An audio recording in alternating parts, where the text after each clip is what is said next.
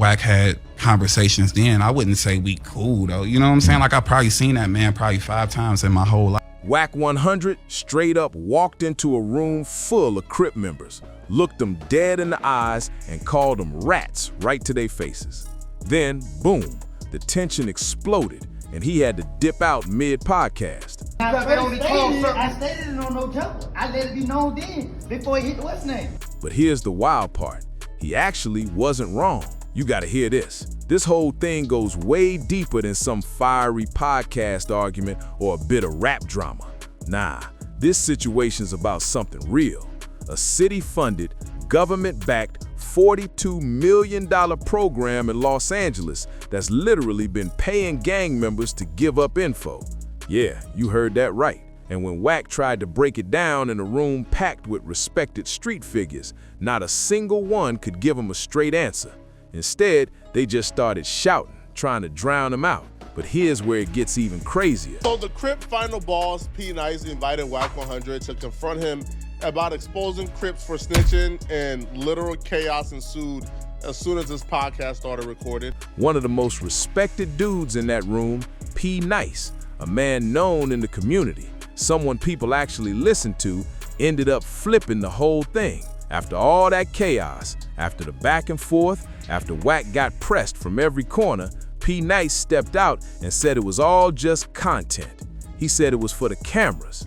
Wait, what? So Wack walked into that room, dropped cold, documented facts about a $42 million snitching program, got shouted over by a crowd of so-called real ones, and then the main guy leading the noise admitted it was all just for show?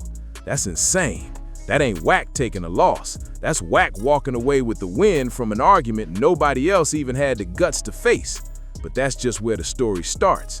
Because to really understand why that room exploded like it did, why the tension spiked, why so many people got defensive, and why Wack finally made that move, we gotta rewind all the way back to where it all began.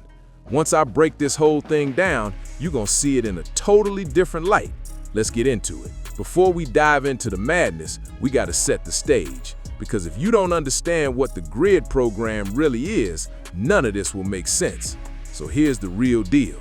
The GRID program, and this is official, fully documented stuff, not some wild rumor, is a city-funded operation running straight out of Los Angeles. The setup sounds simple at first. As a street nigga, we not supposed to be tied to nothing that say, here goes a device to communicate with law enforcement. The city works with local gang members and actually pays them to report criminal activity happening in their own neighborhoods. Yeah, for real. They hand these individuals police-issued phones, not just any phones, but ones with direct hotlines to law enforcement. And it doesn't stop there. The signed agreements, yes, legal documents, require these participants to report crimes, meet up regularly with police divisions like the 77th Street Crash Unit, and basically operate as embedded informants inside their own blocks. All that for a steady check, paid straight off the government payroll. Now here's the part you need to really let sink in. Last year alone, the city of Los Angeles dropped a jaw-dropping $42 million. $42 million. That's not a typo, not some made-up internet number. That's the officially reported figure. One single year of payouts, all going to people giving information to law enforcement. Take a second and think about what that means. $42 million worth of snitching. That's not a few people making a call or two. That's a full-blown network, massive, organized, and deeply rooted. We're talking about an entire city's worth of informants, operating under government contracts, moving in and out of gang circles every day. Just talking about the GRID program. The GRID program, if you're not from Los Angeles, is a program that pays gang members to snitch. They paid out $42 million last year. How much snitching you think took place? It's a literal program where they give gang members police-issued phones. And when a crime happened in your neighborhood, you're supposed to tap in and let the police know how they could solve it. And with that kind of money on the line, you already know it had to be buying something serious. You don't cut $42 million checks for dead leads and dead ends. That money produced real results for law enforcement. Real arrests, real cases, real people going down. The participants in this program aren't listed in files as informants or cooperating witnesses. They're labeled community leaders in the official paperwork. That's the exact language used. So if a prosecutor's packet in court references a community leader supplying information, that's the grid program on display. When Wack100 went public pointing at the Crip community, dropping names, saying this is happening, showing it's documented, P. Nice felt forced to respond. P. Nice is methodical, respected, and carries serious weight in the streets, with an outside voice putting heat on the Crips while other groups hadn't even felt the pressure yet. Somebody had to step up and speak. None of them is in the grid program, but P. Nice feels like he kind of have to defend the Crips because so far only the Crips are getting exposed for snitching as of lately. No, like I told him, I said if you hitting a lick, yeah, you could tell the police or act like you gonna do this, but if you're not really doing that and you just milking the cow. Hold on. I said it. If you just milking the cow, we going to what? So hold on. You said what? I know P. Nice. P. Nice is my brother, man. P. Nice invited Wack to sit down and address it face to face on camera, and that's where everything went off the rails. The podcast starts, cameras rolling, and Wack doesn't ease in. He comes in full energy and full conviction, laying out his whole case from the top. He isn't there for a polite chat. He's there to expose the structure. Here's essentially what Wack argues, and you should follow it step by step because his reasoning holds up. First, he breaks down how snitching works at the ground level in ways most people sleep on. Wack paints this vivid picture. It's 2 in the morning, a man gets caught with a gun, no way out. Cops got him cold. They throw him a deal, 8 or 30. What do most people do? They grab that 8, thinking they're getting off light. But the second they sign that deal, they start feeding info. Names, locations, operations, all that starts flowing straight into police hands. And because the original source never shows up in the public paperwork, everything looks clean. On paper, there's no snitch. The person walks free, keeps their image intact, and the streets stay clueless. But behind the scenes, that information is moving, working, stacking cases and locking people up. That's the hidden system Wack says starts it all. P. Nice doing this for content.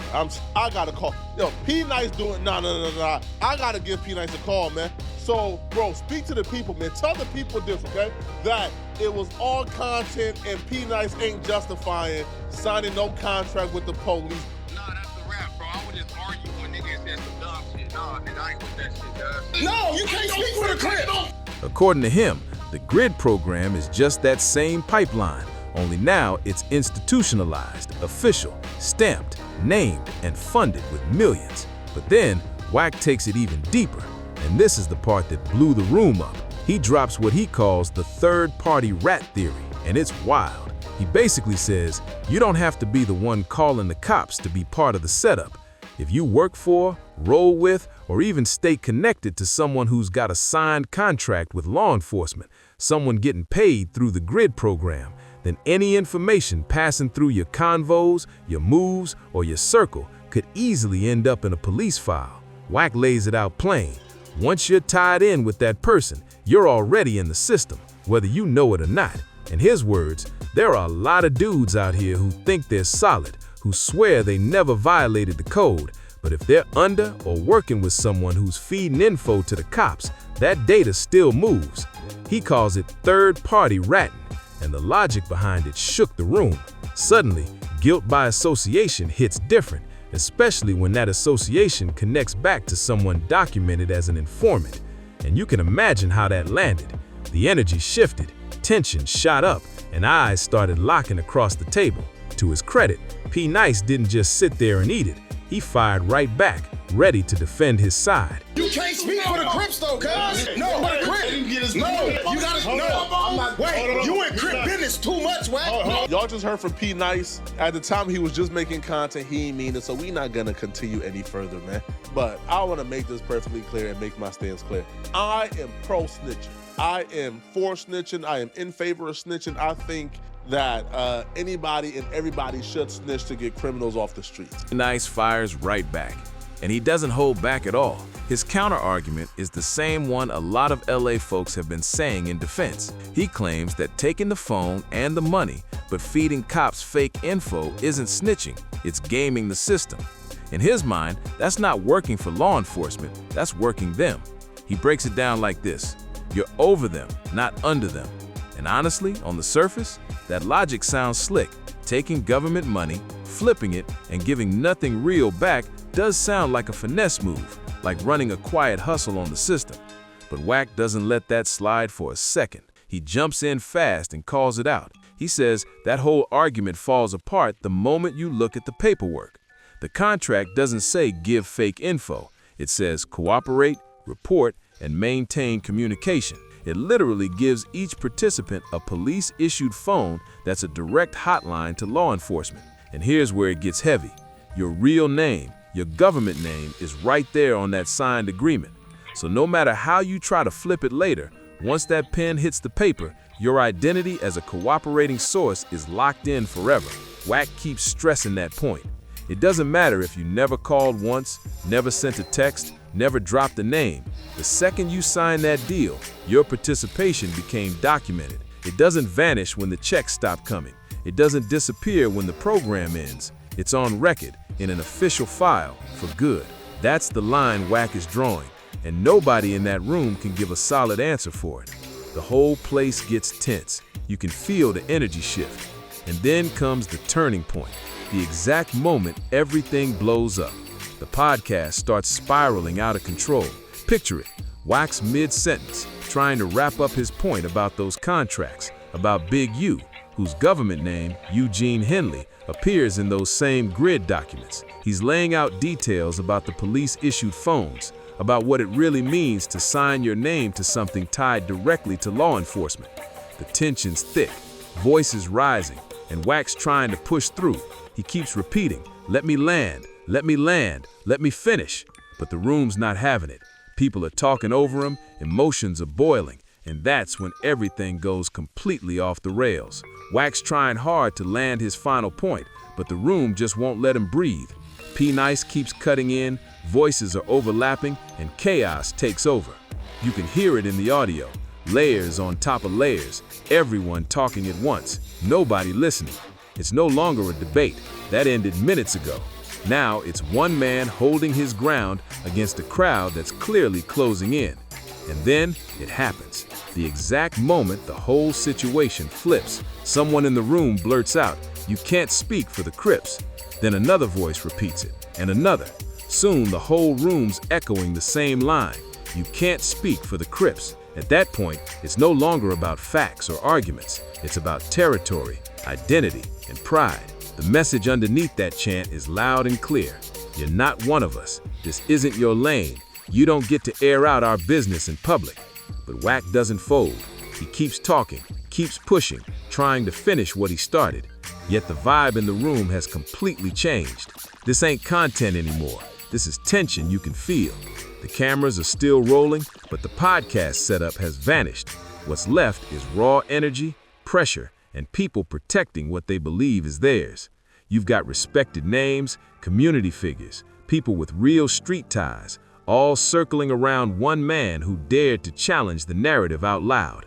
The air's thick, the tone's heavy, and everyone's waiting to see what happens next. And then, finally, Wack makes his move. There's no fight, no chaos, no one dragging him out, but the standoff hits that point where it's no longer worth pressing. The argument can't move forward, the vibe's too charged, and staying there could only make things worse. So Wack decides to step out, not because he lost, but because the energy in that room said it all. It wasn't about who was right anymore. It was about who had the nerve to speak on what nobody else wanted to touch. Some people called it running, others said it was backing down. But before we break that down, here comes the twist that flipped the whole narrative on his head. Right after the podcast, P-Nice drops a video, and this is where people really start connecting the dots. In the clip, he basically admits the entire thing was content.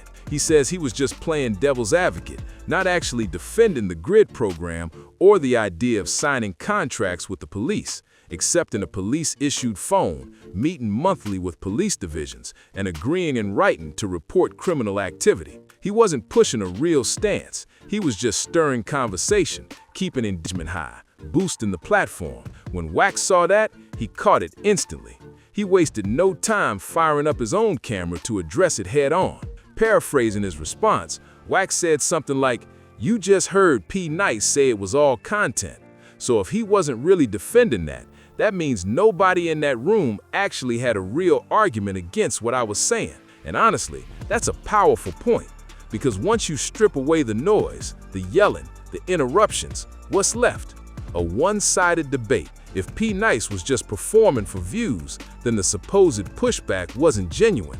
It was all for entertainment. That one reveal changes everything in hindsight, because it means Wack didn't get pressed for being wrong. He got pressed for bringing uncomfortable truths to the table. The grid program, the government contracts, the millions in payouts, all those receipts were real, and nobody in that room actually stood on a solid counterpoint once the camera stopped rolling. So think about it.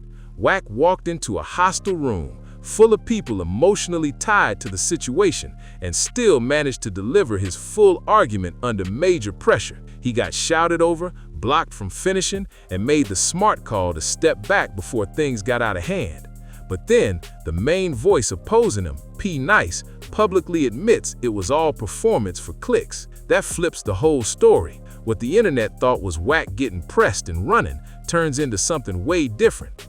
Wack walked into enemy territory, spoke facts nobody wanted to hear, got drowned out by chaos, chose not to escalate, and then had his main opponent confess the whole thing was just for show. That's not backing down. That's walking away after winning a debate that the other side never really wanted to have in the first place. If that's an L, then I don't even know what a W looks like in this situation. But here's the real question that came out of that content reveal. If P. Nice was only doing it for views, then who in LA is actually willing to stand up and defend the grid program for real? Who's gonna sit down on camera and seriously argue that signing a contract with the police, accepting a police-issued phone, meeting monthly with police divisions, and agreeing in writing to report criminal activity isn't snitching? Because if somebody believes that, they need to make that argument, not for clout, not for likes, but for real. And so far, nobody's done it. Not one person has publicly stood up to make that case with real logic and receipts. After the chaos died down, the internet lit up with reactions, and they split right down the middle. That division alone says a lot about where the culture's at right now. On one side, you had folks saying Wack was out of pocket, that he came in too hard, too reckless. They claimed he used the grid program debate as a way to take shots at Big U, pointing out their long-standing tension. They said his personal agenda messed up what could have been a clean, important discussion. And honestly, that's a fair point to acknowledge. Wack and Big U have real history, real issues, and that tension definitely adds fuel to the fire. Wack does keep mentioning Big U's government name every time he brings up the paperwork, so that personal layer, it's there, no doubt. But then there's the other side. And this is where a lot of people, including me, tend to land. Even if Wack's motivation was partially personal, that doesn't change the truth behind what he's saying. The grid program is real. The $42 million in payouts is real. The contracts are real. The police-issued phones are real. And those community leader labels in the files are very real. You can't just dismiss facts because you don't vibe with the messenger. That's not logic, that's emotion. And when it comes to something this serious, the streets deserve better than emotional reactions. Because what Wack brought up isn't just a beef, it's a system that's reshaping whole neighborhoods under the radar. And even in all that noise, P. Nice actually said something deep that most people missed. He said, "This is bigger than Big U," and he was absolutely right. This isn't just one man's business or one set's drama. This is a citywide issue, a cultural issue that stretches across decades and multiple generations. People from every corner of Los Angeles, across different sets, different eras, and different blocks, have been touched by this program in one way or another. Some directly through contracts or calls, and others indirectly through the people around them. So while the internet was busy arguing about who won the podcast or who walked out, the real conversation got buried. The one about how deep the GRID program really runs and how many lives it quietly connects to law enforcement ties nobody wants to admit exist. Some people are connected to it without even realizing it, and that's exactly how deep this thing goes. That's the full scope of what we're talking about here, and that's why Wack's core argument still matters, even if his delivery sometimes gets messy. Let's zoom all the way out for a second, because this whole clash between Wack100, P. Nice, and the GRID program, as wild and entertaining as that podcast moment was, actually points to something way deeper. What we're witnessing isn't just another viral argument, it's a cultural shift happening right in front of us. We're living in a time where the definition of snitching itself is being rewritten, not behind closed doors, but publicly, in front of cameras, live streamed to millions of people. Folks are straight up going on record saying that cooperating with law enforcement, even through a formal, documented, city-funded program, doesn't count as snitching if you frame it the right way. They say things like, "I'm working the police, not working for them," or "I'm helping the community," or "I'm gaming the system." It's all about the spin, and that's the dangerous part Wack was trying to highlight, because language matters, framing matters. The words you use shape how people see things. Once something gets rebranded, people stop feeling the same way about it. If you take the word snitching and repackage it as strategy or community leadership, it starts to sound respectable, even smart. But once that shift happens, the moral weight behind it disappears. The code, the principles, the loyalty that used to bind people together start to fade away. And when that moral weight disappears, so does the backbone of the culture that once kept the streets unified. So what looks like just another podcast debate is really exposing something deeper, a slow erosion of what used to be non-negotiable rules. What's happening in Los Angeles right now might just be one example, but the ripple effect, it's cultural and it's spreading fast. That same code, the one that used to stop people from becoming tools of the very system that's always targeted their own communities, that code is breaking down right in front of us. Wack said it straight, and honestly is worth repeating loud and clear. Los Angeles is the new snitch capital of America. And he didn't say that because LA dudes are less solid or weaker than anyone else. That's not the point. He said it because a system was built, intentionally and strategically, to make cooperation look normal, even respectable, inside gang communities. A system backed by $42 million in city funding designed to formalize and normalize collaboration with law enforcement. And guess what? It worked. It worked so well that now people are publicly defending it. They're arguing that it's not a violation of the code, that it's just part of community engagement or urban development. But that's not some random accident. That's the system working exactly how it was meant to. It was built to shift the culture, and now we're watching it happen in real time. Now, to keep it real, not everything here is black and white. There's a legit conversation to be had about what the code should mean in today's world. Times change, and some people make fair points. They say the old code was never meant to protect violent individuals at the cost of innocent families. They argue that blind loyalty sometimes ends up protecting the very people causing the most harm in the neighborhoods they claim to represent. That's a valid discussion, one that needs real, honest dialogue, because maybe parts of the code should evolve as the world does. But what Wack's pointing at, that's something completely different. He's not talking about moral gray areas or individuals making hard choices. He's exposing an institutional setup, a government-backed structure that's turning a code of silence into a system of cooperation.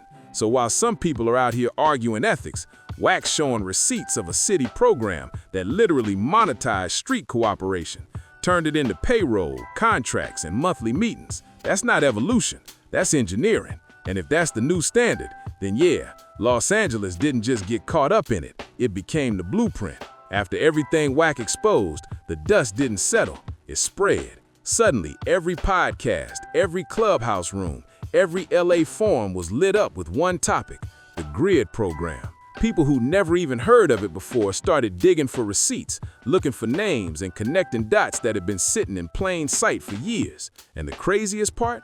Once folks started reading the actual documents, the funding breakdowns, the public reports, the contracts, they realized Wack hadn't exaggerated a single thing. The paperwork was real, the names were real, the phones, the meetings, the money trail, all of it. That's when the conversation shifted from, is Wack lying, to, how deep does this really go? Suddenly, people were questioning everything, from old arrests that didn't add up to sudden sweeps in neighborhoods where community programs had just been launched. A lot of people who once brushed it off as just content started realizing this wasn't entertainment, it was exposure. And while some still tried to clown Wack for how he handled the situation, the rest started waking up, because for the first time, the streets were seeing how the system had evolved.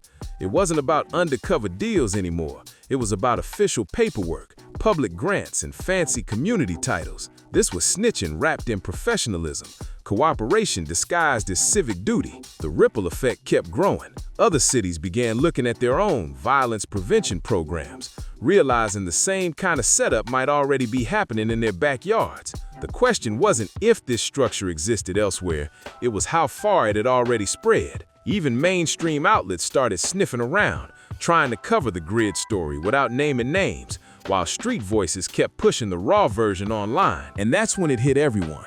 This wasn't just a Los Angeles story anymore. This was about how the entire definition of loyalty, trust, and street code was being rewritten, not by the people, but by design. Wack might have walked out of that podcast room alone, but the conversation he sparked didn't die, it multiplied. Now everyone's questioning who's really standing on principle and who's just cashing city checks under the label of community work. So yeah, maybe Wack's delivery was rough, maybe his approach was wild, but his message, it cracked open something nobody else was willing to touch. Because when the government starts buying silence and loyalty with tax money, that's not community work anymore. That's control dressed up as progress. And the more people dig into it, the louder that truth gets, until the whole city has to face what's really been going on in plain sight. Once the smoke cleared and the facts started circulating, the conversation in Los Angeles hit a new level. Barbershops, studios, even city council meetings. Everybody was whispering or arguing about the same thing. What does loyalty even mean now? Because once the grid program receipts came out, people couldn't ignore it anymore. You had OGs questioning the next generation, youngsters questioning their mentors, and entire sets side-eyeing each other like, who's really clean? It wasn't paranoia, it was survival. And the truth? The old lines that used to separate the streets from the system had been blurred, not by betrayal, but by policy. City-funded policy. Wack's confrontation on that podcast wasn't just a viral moment, it was a mirror held up to the entire culture. The streets saw what happens when government influence gets dressed up as community outreach, and the public saw how easy it is to confuse change with control. Then came the wildest part. A few people who had once defended the grid program started quietly backing off. Some deleted old posts, others suddenly went silent, and a few even switched sides, saying, maybe Wack had a point. That's when the real reckoning began, because it forced a question nobody wanted to ask. If the code can be rewritten by a paycheck, was it ever really solid to begin with? And that's where Wack's point hits hardest. He wasn't saying don't evolve. He was saying don't let someone else define what evolution means for you. Because once outside forces start deciding which street values are acceptable and which ones need adjusting, the culture isn't leading anymore. It's being managed. So while the internet kept clowning and debating clips, the real thinkers, the ones who understand both sides, started looking deeper. They saw a bigger play at work, one where culture gets bought, language gets flipped, and integrity gets turned into PR. And now, LA finds itself standing at a crossroads. One side chasing status and social validation, the other trying to protect a fading code of respect that used to mean something. The irony? Wack didn't need to win that podcast. He already did. Because by sparking the conversation, he forced the entire city to ask questions that were never supposed to be asked out loud. And once people start asking the right questions, the whole game changes. Because truth doesn't fade, it lingers. And no amount of content can cover up what's already been exposed. What Wack's been talking about this whole time isn't just some rumor or emotional rant. He's exposing a city government that built a financial incentive system to reward gang members for giving information to law enforcement, and not just a few cases here and there. We're talking about a setup so massive that $42 million ran through it in just 1 year. That's not about individuals making tough choices in desperate situations. That's a full-blown, organized, funded, institutional pipeline. And the people inside it, they didn't stumble into it. They signed their names onto it. That's the line that can't get blurred, no matter how slick the explanations sound. You either signed that contract or you didn't. Your government name is either on that paperwork or it's not. You either accepted that police-issued phone or you didn't. There's no remixing that. All that talk about working them, not for them, all the community leader rebrands, all the it's just finessing excuses, that's just noise. Distractions layered over documented facts that already speak for themselves. Because real recognizes real. And what's real right now is this. A lot of people in Los Angeles are going to have to look themselves in the mirror and decide what they actually believe. Not for the camera, not for the clicks, but for real. Because the cameras are going to shut off eventually. The podcast fades out. The viral clips get old. The internet moves on. But the paperwork, the contracts, the phones, the $42 million trail, that's all still sitting there, plain as day. And the culture, the same culture that built itself on never folding, never cooperating, never letting the system define its loyalty, is now standing face to face with the toughest question of all. If you sign a contract with the police, is that snitching?